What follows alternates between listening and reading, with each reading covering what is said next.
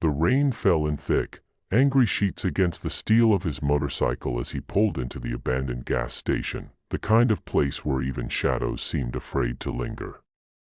Tyson Grim Malone, a towering Hell's Angel known for a glare that could freeze him in mid-sentence, killed the engine and listened to the storm crack across the sky. He was used to chaos, to noise, to the kind of trouble that crawled under a man's skin and stayed there. But he was not used to what happened next. Out of the darkness, from behind a rusted vending machine, stepped the smallest, shivering silhouette he had ever seen. A little girl, no older than 7, barefoot, soaked, and clutching a broken stuffed rabbit to her chest, stared at him with wide, frightened eyes, and whispered, barely loud enough to rise above the thunder, "Sir, can you help my mommy? If you believe in kindness, second chances, and the power of doing good even in unexpected places, make sure to like, comment, share, and subscribe.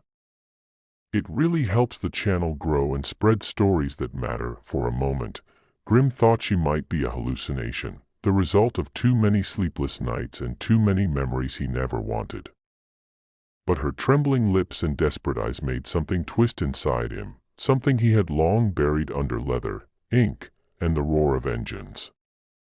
He crouched slightly, trying to soften the edges of a life that rarely allowed softness. The girl stepped back but did not run. Instead, she pointed toward the dark field behind the station. Grim followed her gaze and saw nothing at first, just tall grass whipping in the wind. Then he noticed the faint glow of headlights half submerged at a crooked angle. The unmistakable shape of a crashed car. The storm raged harder as they moved toward it, the girl's tiny hand gripping the edge of his jacket, as if he were the only solid thing in a world that had given her nothing but fear. When they reached the car, Grim felt the air leave his chest. The driver, a young woman, barely conscious, was pinned against the steering wheel, blood streaking down her forehead, her breath shallow and strained. Grim had seen injuries like this before. Every instinct told him time was running out. The little girl pressed her face against her mother's shoulder through the shattered window and whispered something that broke him open from the inside. "Mommy, I found someone. He'll help." He promised.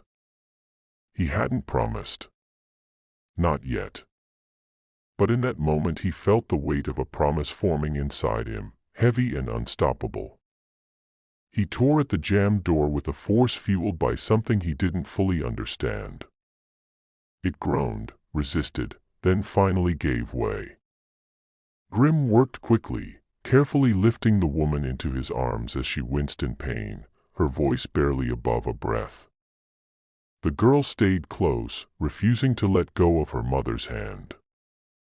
Soaked, shivering, but fiercely protective in a way that made Grim's throat tighten, she followed him back to the station where his bike stood waiting. There was no way all three could fit safely on the motorcycle. Grim knew he needed help, real help, but cell service was dead in the storm, and the nearest town was miles away. He scanned the area until he remembered the old ranger outpost just beyond the tree line, long abandoned but rumored to still have a working radio.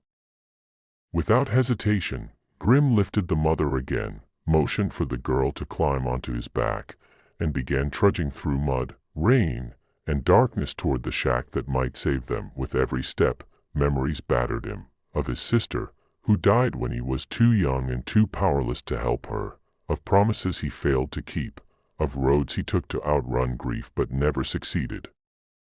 The girl's small arms around his neck felt like a second chance he never knew he needed. By the time they reached the outpost, Grim's muscles screamed with exhaustion. Inside, the air smelled of mold and dust, but the radio, miraculously, crackled to life after a few stubborn taps. He sent a distress call, voice shaking in a way that had nothing to do with the cold. When rescue finally arrived, lights flashing, tires skidding in the mud, the paramedics rushed the mother onto a stretcher. Grim stood back, drenched and silent, unsure if he belonged in a moment so fragile and human.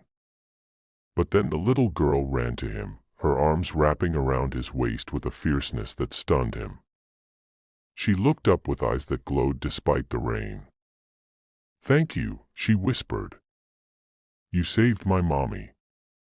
Something broke inside him, but not in a painful way, in the way a locked door breaks open to let light in. In the days that followed, Grim couldn't shake the memory of her voice or the weight of her trust. He visited the hospital, unsure if he'd be welcome, but the girl spotted him instantly, running toward him with the same unfiltered hope that had first pulled him out of the storm. The mother, pale but smiling, reached for his hand with gratitude that needed no words. Grim felt something shift, like a road he had been riding for years finally leading him somewhere worth stopping. He learned that they had been escaping a dangerous situation, trying to start over, seeking safety they had never known. And for reasons he couldn't explain, reasons that felt like fate touching his shoulder, he continued helping them. He brought groceries, fixed their car, found them a safer place to stay. Each act chipped away at the armor he had built around his heart.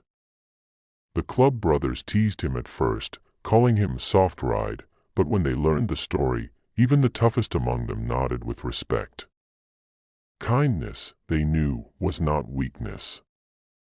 Sometimes it was the bravest thing a man could choose. Weeks later, when the girl handed him a picture she had drawn, of him standing tall beside her and her mother, all of them holding hands, he felt tears sting his eyes, hot and unexpected. She told him she didn't have a dad, but if she could choose one, she'd choose him. Grim couldn't speak. He only knelt down and hugged her, letting the tears fall freely for the first time in years. If this story has touched your heart, please like the video, leave a comment, share it with someone who needs hope, and subscribe for more stories that remind us of the goodness in this world. Special request, comment below what part of this story moved you the most. In the end, Grim realized something the road had never taught him. Sometimes the people we save are the ones who save us right back. The little girl who approached a feared biker in the rain didn't just ask for help, she gave him a new purpose, a new path, and a reason to believe that even the roughest souls can become someone's hero when the moment calls for it.